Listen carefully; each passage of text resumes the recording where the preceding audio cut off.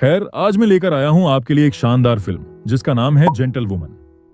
दोस्तों, ये फिल्म देखने के बाद यकीनन आपका भी सोचने का तरीका बदलने वाला है। ये कहानी है एक ऐसी लड़की की जिसकी शादी के बाद जिंदगी बहुत ही अच्छी चल रही होती है। पति भी बहुत प्यार करता है, लेकिन एक दिन कुछ ऐसा कांड होता है कि इसकी पूरी जिंदगी ही पलटी मार देती है। और जब ये ट्विस्ट आएगा तब आपके खुद के होश उड़ने वाले हैं। बाकी और ज्यादा कुछ ना बोलते हुए चलिए जल्दी से एक्सप्लेनेशन स्टार्ट करते हैं। मूवी की शुरुआत होती है पूर्णी से, जो कि एक हाउसवाइफ है। उसके पति अरविंद LIC ऑफिस में काम करते हैं। शादी को बस 3 ही महीने हुए थे, लेकिन दोनों के बीच गहरा प्यार था। अरविंद हमेशा उसका ख्याल रखता, उसे बाहर घुमाने ले जाता और छोटी छोटी खुशियों का ध्यान रखता। पूर्णी भी अपने घर और अरविंद दोनों को संभालते हुए बहुत खुश थी। एक दिन अरविंद ऑफिस चला जाता है और पूर्णी सोसाइटी की औरतों से बातें करने चली जाती है। वहां कुछ औरतें उसे सलाह देती हैं कि बच्चे के लिए जल्दीबाजी मत करो, पहले शादीशुदा जिंदगी एंजॉय करो। जबकि कुछ औरतें कहती हैं कि जल्दी बच्चा होना ही अच्छा होता है। पूर्णी सबकी बातें सुन ही रही थी कि अचानक उसे याद आता है कि अरविंद उठने वाला होगा, इसलिए वो उसके लिए कॉफी बनाने निकल जाती है। तभी एक औरत मजाक में कह देती है कि उसे अरविंद को इतना सर पर चढ़ाकर नहीं रखना चाहिए, वो खुद भी कॉफी बना सकता है। इस पर पूर्णी मुस्कुराते हुए कहती है कि अरविंद को तो गैस तक ऑन करना नहीं आता, इसलिए सारे काम में ही करती हूँ। अब जब वो अपने घर का दरवाजा खोलती है तो सामने नैन्सी नाम की लड़की होती है। ये देखकर पूर्णी थोड़ी चौंक जाती है।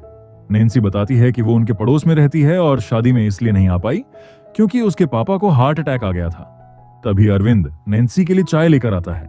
ये देखकर पूर्णी को झटका लगता है, क्योंकि अरविंद ने तो खुद कहा था कि उसे गैस भी ऑन करना तक नहीं आता। यहां से पूर्णी को अपने पति के बारे में पहली बार कुछ अजीब सा लगता है। नैन्सी बताती है कि उसका घर पिछले 3 महीने से बंद था और अब उसे साफ सफाई की जरूरत है। अरविंद तुरंत कह देता है कि पूर्णी मदद कर देगी, लेकिन नैन्सी कहती है कि उसने मेड को बुला लिया है। बातचीत में नैन्सी ये भी कह देती है कि अरविंद उसके खाने की बहुत तारीफ कर रहा था। ये सुनते ही अरविंद नैन्सी को डिनर पर बुलाता है। नैन्सी मना करती है तो वो कहता है कि टिफिन भेज देंगे, लेकिन नैन्सी फिर भी मना कर देती है और जाने लगती है। जाते जाते अरविंद उसे गले लगा लेता है और बाहर तक छोड़ने जाता है। ये सब देखकर पूर्णी को बहुत जलन सी महसूस होती थी। अगले दिन रोज की तरह अरविंद ऑफिस चला जाता है। घर पर पूर्णी को अपनी सास का फोन आता है। सास नाराज होकर पूछती हैं कि वो खुद से फोन क्यों नहीं करती, मुझे ही फोन करना पड़ता है। पूर्णी बताती है कि उसका मोबाइल में रिचार्ज ही नहीं है, क्योंकि अरविंद ने अभी तक रिचार्ज नहीं करवाया।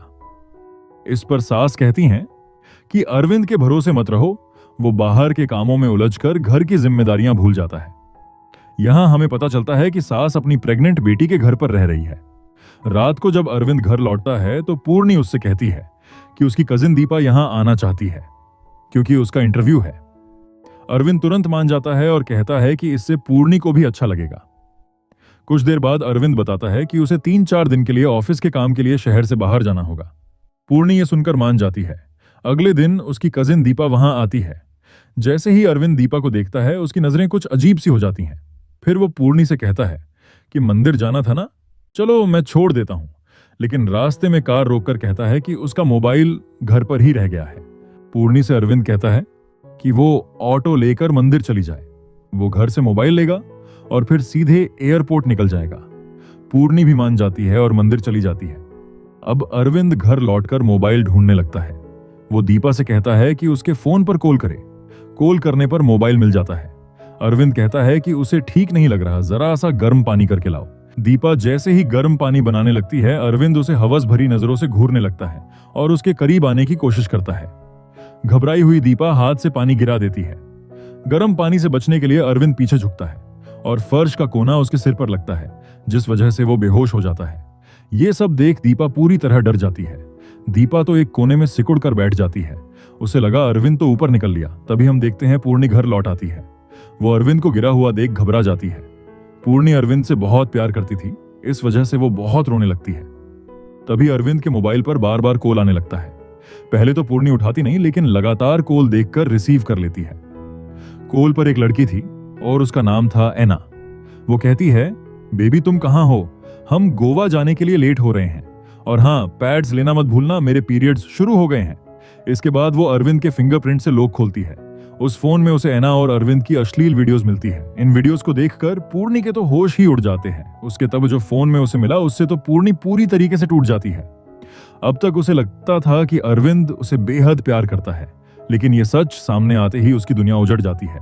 तभी अरविंद को होश आने लगता है, लेकिन गुस्से से भरी पूर्णी पास में पड़े चाकू से अरविंद का गला काट देती है। दीवार और पूर्णी खून से रंग जाती है।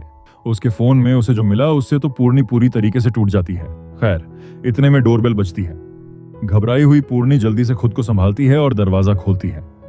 बाहर वॉचमैन था। वो कहता है कि अरविंद की गाड़ी बीच रास्ते पर खड़ी है। पूर्णी नीचे जाकर गाड़ी पार्क करती है। असल में गांव में वो ट्रैक्टर चलाती थी, लेकिन अरविंद ने कभी उसे कार छूने तक नहीं दी थी। उसका कहना था कि ये उसके बस की बात नहीं, लेकिन आज पूर्णी ने खुद गाड़ी चलाकर पार्क कर दी। वापस आकर वो अरविंद की बॉडी को फ्रिज में छुपा देती है। फिर दीपा के साथ मिलकर घर को साफ करती है। इसके बाद जूस पीकर फूट फूट कर रोने लगती है। उसे यकीन ही नहीं हो रहा था कि उसकी जिंदगी ऐसे पलट जाएगी। दीपा कहती है कि हमें पुलिस के पास चलना चाहिए और सब सच बता देना चाहिए, लेकिन पूर्णी मना कर देती है। वो कहती है कि पुलिस हमेशा औरत को ही दोष देती है। कहेंगे दीपा ने अरविंद को फंसाया क्योंकि मैं अपने पति को खुश नहीं रख पाई। वो आगे कहती है, अरविंद जैसे धोखेबाज के लिए मैं अपनी जिंदगी कोर्ट में बर्बाद नहीं करना चाहती। दीपा, तुम अपने काम पर ध्यान दो। तुम्हारे पापा ने पहले कहा था कि हमारे घर की लड़कियां जॉब नहीं करती, लेकिन जब पैसों की जरूरत पड़ी तो तुम्हें भेज दिया। यही दुनिया है। पूर्णी दीपा को कहती है कि इंटरव्यू के बाद गांव चली जाना और यहां जो कुछ भी हुआ उसके बारे में किसी को कुछ मत बताना। कुछ समय बाद नैन्सी उनके घर आती है और अरविंद के बारे में पूछती है। पूर्णी कहती है कि वो ऑफिस के काम से 3-4 दिन बाहर गया है। ये सुनकर नैन्सी चली जाती है। फिर पूर्णी दीपा को उसके इंटरव्यू के लिए ऑफिस ले जाती है। दीपा का सिलेक्शन हो जाता है। इसके बाद पूर्णी उसे गांव जाने के लिए कहती है। दीपा चली जाती है और पूर्णी अकेली अपने घर लौट आती है। अब 2 दिन ऐसे ही बीत जाते हैं। अचानक पूर्णी को उसकी सास का कॉल आता है। सास पूछती है, अरविंद कहाँ है? पूर्णी कहती है कि अरविंद ऑफिस के काम से बाहर गया है और उसने साफ कहा है कि उसे कॉल करके डिस्टर्ब न किया जाए। इतने में डोरबेल बजती है। पूर्णी दरवाजा खोलती है तो सामने खड़ी थी एना। एना झूठ बोलती है कि वो अरविंद की क्लाइंट है। उसने इंश्योरेंस पॉलिसी ली थी और उसी काम से मिलने आई है। लेकिन पूर्णी कहती है अरविंद यहां नहीं है। वो 3-4 दिनों से बाहर गया है और तब से मेरी उससे कोई बात नहीं हुई। ये सुनकर एना चौंक जाती है। तभी पूर्णी उसे पानी ऑफर करती है, मगर उस मग में जिसमें अरविंद और पूर्णी की फोटो छपी थी। ये देखकर एना थोड़ी असहज हो जाती है। पूर्णी कहती है कि अरविंद के किसी कलीग से भी उसका काम हो सकता है, लेकिन एना कहती है कि वो इंतजार करेगी और वहां से चली जाती है। बाहर निकलकर एना अरविंद के दोस्त से मिलती है। दोस्त कहता है कि उसे भी नहीं पता अरविंद कहाँ है। असल में वो खुद भी एना और अरविंद के साथ बाहर जाने वाला था। साथ ही वह एना से कहता है, बार बार मुझे कॉल मत करो, मेरी वाइफ को शक हो रहा है कि मेरा और तुम्हारा कुछ चल रहा है। ये सुनकर एना परेशान हो जाती है और अरविंद को याद करने लगती है। यहाँ फ्लैशबैक में पता चलता है कि एना और अरविंद एक दूसरे से बेहद प्यार करते थे, लेकिन अरविंद की माँ को एक सीधी सादी बहू चाहिए थी, इसलिए उन्होंने अरविंद की शादी पूर्णी से करवाई। एना मॉडर्न थी और अरविंद के घर वालों को लगता था कि वो उनके परिवार में फिट नहीं होगी। माँ की जिद पर अरविंद ने शादी तो कर ली, लेकिन एना से वादा किया कि वो जल्दी ही पूर्णी को तलाक देगा और एना से शादी करेगा। एना भी यही सोचकर खुश थी कि एक दिन वो अरविंद की बीवी बनेगी। अब कहानी प्रेजेंट में आती है। एना अरविंद का इंतजार कर रही है। उसे डर है कि कहीं उसके साथ कुछ गलत ना हो गया हो। घबराकर वो पुलिस स्टेशन जाती है और वहां कंप्लेंट दर्ज कराती है। एना कहती है, मैंने अरविंद को 5 लाख रुपए दिए थे, उसके बाद से वो गायब है। मुझे डर है कि उसके साथ कुछ हो गया है। पुलिस पूछती है कि कोई सबूत है। एना कहती है कि नहीं, उसने कैश दिया था, लेकिन उसे यकीन है कि अरविंद उसके पैसे लेकर नहीं भाग सकता। पुलिस को शक तो होता है, लेकिन वे अरविंद को मिसिंग मानकर उसकी तलाश शुरू कर देते हैं। पुलिस सबसे पहले अरविंद के घर आती है। वहां वे पूर्णी से मिलते हैं। पूर्णी नॉर्मल तरीके से कहती है, अरविंद काम से बाहर गए हैं, मैंने कॉल किया था पर उन्होंने उठाया नहीं। पुलिस को सब कुछ नॉर्मल लगता है, क्योंकि अरविंद की पत्नी बिल्कुल भी घबराई हुई नहीं दिख रही थी। मगर एना जिद करती है कि अरविंद को तलाशा जाए, इसीलिए पुलिस उसका मोबाइल ट्रेस करती है। शॉकिंगली लोकेशन अरविंद के घर के पास ही दिखती है। पुलिस दोबारा घर आती है। तभी उन्हें पता चलता है कि पूर्णी प्रेग्नेंट है, जिसकी जानकारी अभी अभी उसे भी मिली थी। पुलिस कहती है, हमने अरविंद का मोबाइल ट्रेस किया है, लोकेशन यहीं आ रही है। वे नीचे पार्किंग में जाते हैं और अरविंद की कार से उसका मोबाइल बरामद कर लेते हैं। अब पुलिस पूर्णी से सख्ती से पूछताछ करने लगती है। तभी वहां नैन्सी आ जाती है और पुलिस वालों को डांट देती है। आप एक औरत से बिना किसी लेडी ऑफिसर के कैसे पूछताछ कर सकते हैं? यह सुनकर पुलिस वहां से निकल जाती है। कुछ समय बाद एना को पुलिस स्टेशन बुलाया जाता है। एना अपने वकील के साथ वहां पहुंचती है।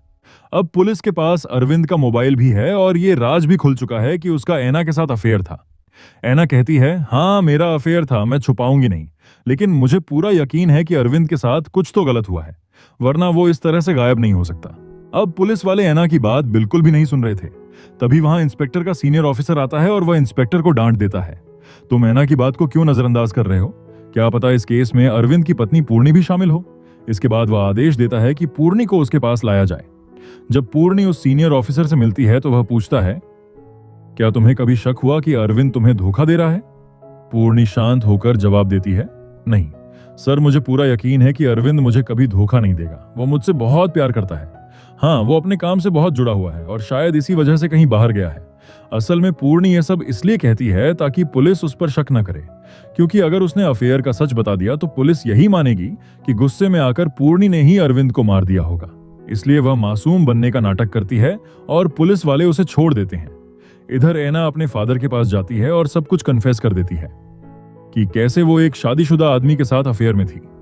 फादर उसे समझाते हैं कि वो इस रिश्ते को खत्म करे और अपनी जिंदगी को एक नए सिरे से स्टार्ट कर। ऐना उनकी बात तो समझती है, लेकिन अरविंद को भूल नहीं पाती। इसी बीच पूर्णी को अचानक पेट में तेज दर्द उठता है और उसका मिसकैरेज हो जाता है। कुछ समय बाद ऐना उससे मिलने आती है। वह रोते हुए कहती है, हाँ मुझसे गलती हुई, लेकिन मैं अरविंद से बहुत प्यार करती हूँ। अब मैं तुम्हारी जिंदगी से दूर चली जाऊंगी, बस मुझे ये बता दो कि अरविंद ठीक है या नहीं। ये सुनकर पूर्णी सख्त लहजे में जवाब देती है, अगर अरविंद तुमसे सच्चा प्यार करता तो मुझसे शादी ही नहीं करता, और अगर वो मुझसे सच्चा प्यार करता तो तुम्हारे पास वापस थोड़ी जाता। बातों बातों में पूर्णी को पता चलता है कि ऐना प्रेग्नेंट है। यह सुनकर वह पूरी तरह हैरान रह जाती है। ऐना घर लौटती है, तभी अचानक वही सीनियर पुलिस ऑफिसर उसके पास पहुंच जाता है। शुरुआत में वह केस पर बात करता है, लेकिन जल्द ही उसका असली चेहरा सामने आता है।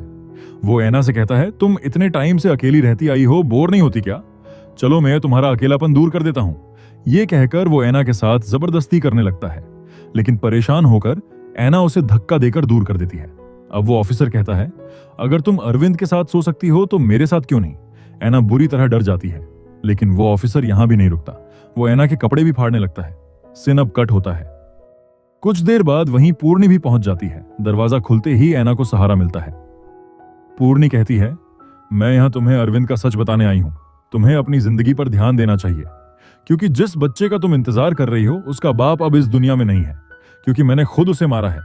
यह सुनकर ऐना हैरान रह जाती है। पूर्णी आगे कहती है, अरविंद ने हम दोनों को धोखा दिया, न तुमसे सच्चा प्यार किया और न मुझसे। मैंने खुद उसके फोन में तुम्हारे अश्लील वीडियो के साथ साथ दूसरी और भी लड़कियों के वीडियो देखे थे। ऐना का दिल टूट जाता है, उसकी तबीयत बिगड़ने लगती है। पूर्णी पानी लाने जाती है, लेकिन तभी ऐना के फ्रिज से एक लाश गिर जाती है। वो लाश उसी सीनियर पुलिस ऑफिसर की थी। असल में जब ऑफिसर ने ऐना पर जबरदस्ती करने की कोशिश की थी तो सेल्फ डिफेंस में ऐना के हाथों उसका मर्डर हो गया।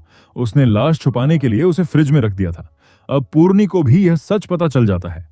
इसके बाद दोनों मिलकर उस लाश को कार में डालती हैं और जंगल में जाकर ठिकाने लगा देती हैं।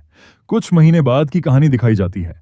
पूर्णी के घर एक पुलिस ऑफिसर आता है और बताता है कि अरविंद का केस बीच में ही बंद कर दिया गया है, क्योंकि जिस सीनियर ऑफिसर को यह केस सौंपा गया था उसकी अचानक मौत हो गई थी।